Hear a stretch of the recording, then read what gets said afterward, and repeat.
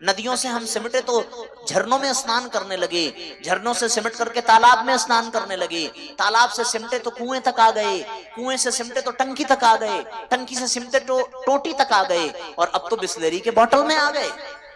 स्थिति क्या है जल की? ये जितनी बात हंसने की है उससे ज्यादा चिंता करने की है। आप लोग इसको सुनकर के प्रसन्न हो रहे हैं, पर मैं जब सोचता हूं तो मैं बहुत व्यथित हो जाता हूं कि कहां से ये स्थिति बन रही है। और साथियों, आपको जानकर के आश्चर्य होगा कि 1947 में पर कैपिटा 6000 लीटर पानी की व्यवस्था थी, पर 2019 में सर्वे हुआ, अब पर कैपिटा केवल और केवल 1200 लीटर पानी मिलता है। स्थिति ये है। जबकि विचार करने की बात यह है कि धरती पर 71% वाटर अवेलेबिलिटी है, कितने 71%, पर दुर्भाग्य की बात यह है कि उस 71% में ओनली 2% फ्रेश वाटर पीने के योग्य केवल 2% है। और साथियों, आपको और जानकर के आश्चर्य होगा कि उन 2% में भी 1% तो ग्लेशियर के रूप में जमा है, उसका तो हम कुछ यूज नहीं कर सकते। बचा 1%, उस बचे हुए 1% में हम लोग 70 से 80% फूड प्रोडक्शन और इंडस्ट्री में खर्च कर रहे हैं, फिर बचता कितना है?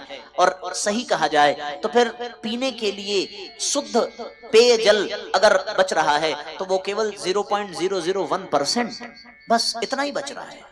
और उसमें भी हम दुरुपयोग कर रहे हैं, उसकी भी कीमत हम समझ नहीं पा रहे हैं।